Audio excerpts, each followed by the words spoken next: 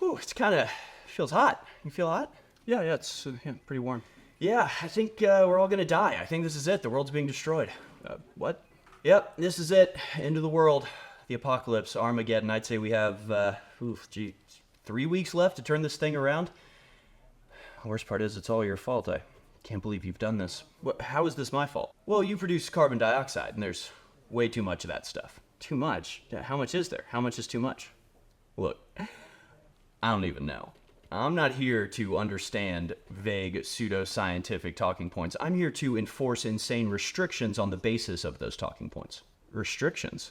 Yeah, like carbon credits and no gas stove, and you have to eat bugs and live in a tiny box like a bug, and in your bloodline, no children or anything like a bug.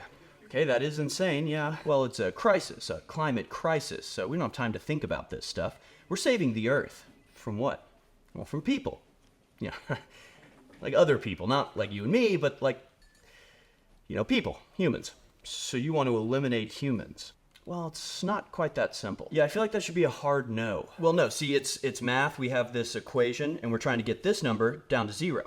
And one of those variables is people. Yeah, that's right. We're trying to reach 0 by multiplying these non-zero numbers by whatever the value of people is. We call it net zero. Okay, because people produce carbon dioxide by existing. Right, so it's all about switching energy production to carbon neutral sources.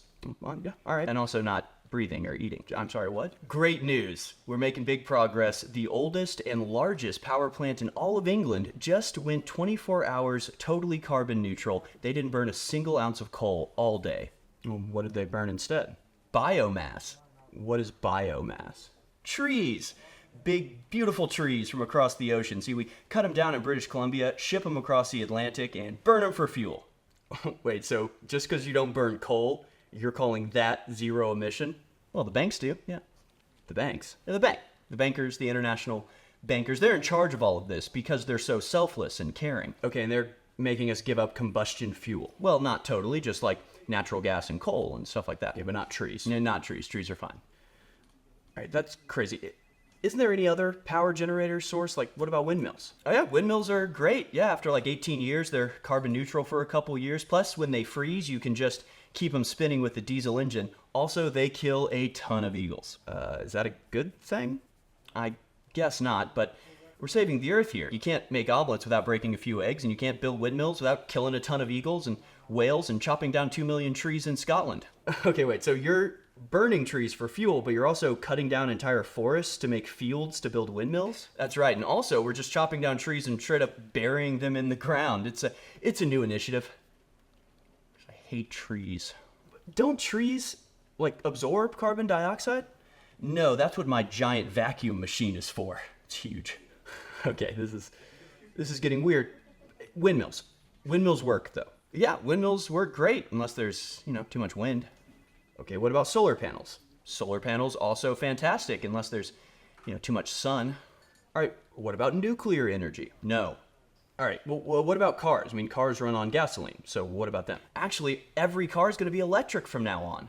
Can the power grid handle that? Every car being electric? No. So, I don't get it. How are people going to drive? How are you going to drive when you don't own a car? What do you mean I won't own a car? I mean, how will I get anywhere? Oh, it's easy. Everybody will share a small amount of cars. You'll have an app like Uber where you can request a ride and also apply for a transit permit to leave the 15-minute perimeter. What 15-minute perimeter? Yeah, the one I'm going to put around you. It's called an ultra-low emission zone. It's a core aspect of the Sustainability Development Goals. It's where you can't leave your neighborhood and don't own a car and never fly and can't eat meat. Look, you're never going to get these laws passed. No, they'll pass. Just not through law. No, I'm just going to sort of do it. See, I don't have to pass a law to make beef illegal. I'll just buy the cattle farms and shut them down. See, I control the market with my incredible wealth. You control the market? That's right. So are you the one that offshored all of our manufacturing to China? Yeah, that was me. Hey, China, where there's no environmental controls at all, the #1 polluter on Earth? No, that can't be right. No way. That would be crazy. Okay, look, I'm an environmentalist, but can't we just do normal things like animal preservations, nature reserves, recycling. No. That's not how environmentalism works anymore. From now on, all environmental or ecological concern will be subsumed within the climate change carbon neutral agenda.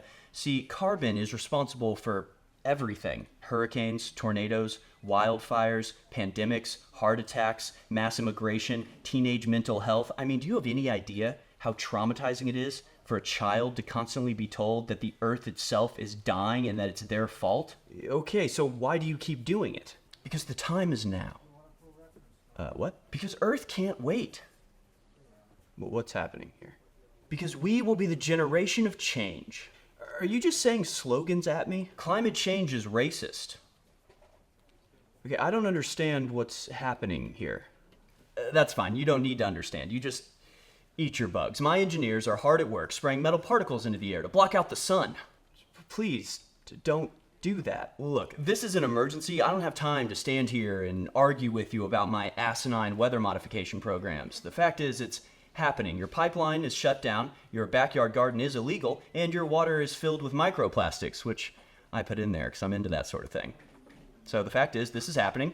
You're helping me, or I swear to God, I will throw soup all over the museum. What? I will glue my hand to the ground right here, right now. I'll block the traffic. I mean, a blocked ambulance is a small price to pay to insist that the government do something it's already doing to a suicidal degree. You know what? Fine. It's fine. Great, because I gotta go catch a helicopter to the airport. Me and John Kerry are gonna race our private jets across the ocean for fun. All right, I'll see you later. By the way, no children, no bloodline. Bloodline's over, no children. I should kill that guy. Many Bothans died to bring us this information. You can see here the Great Awakening orbiting the Great Reset. Although the depopulation systems of the Great Reset are not yet fully operational, the Great Reset does have a strong conspiracy network. It is protected by a satanic shield, which can be disabled by the Great Awakening. The Great Reset must be deactivated if any victory for humanity is to be accomplished. Once the Great Awakening deactivates the shield, Infowars.com/show will cover the truth, while InfoWarriors fly into the superstructure and attempt to knock out the Great Reset. Alex Jones has volunteered to lead the fighter attack. Get a signed copy of the Great Awakening today at InfoWarsStore.com.